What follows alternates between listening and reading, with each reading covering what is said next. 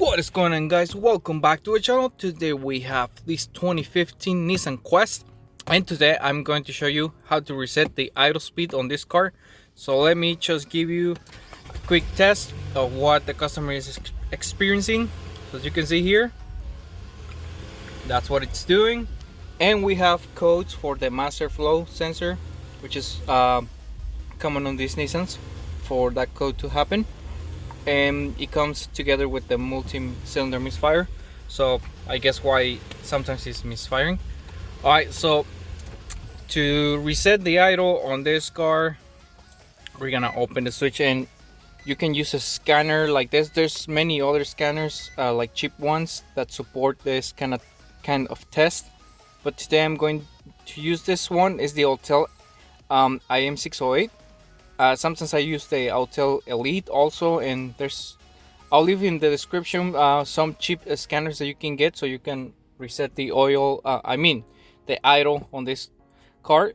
So the first thing I'm gonna do is I'm gonna erase the codes first, and I'm gonna close the switch and open it, and then we're going to go to special functions, and here we have the idle air balloon learn.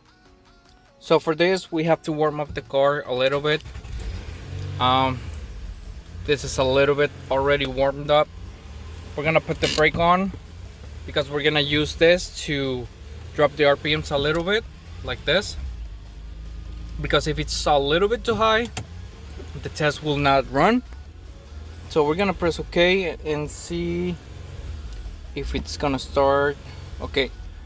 The scanner here is telling me that it's waiting for the operation, so we're gonna hit continue, and we're gonna wait. And we see here it's dropping really quick. Alright, it's waiting for operation. We're gonna okay, we're going back. We're gonna hit start, and it's gonna execute, and it's dropping. There you go. Yeah, I can feel it. I can feel the car right away, the change on RPMs. So yeah, it's going good. This doesn't take a lot of time. It just takes a couple of minutes.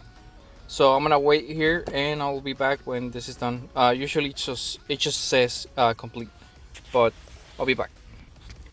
Alright, so as you can see, it says complete, and we have the idle stable already. We're gonna give it a little bit of rep to see if it's gonna perform fine. All right, that's good.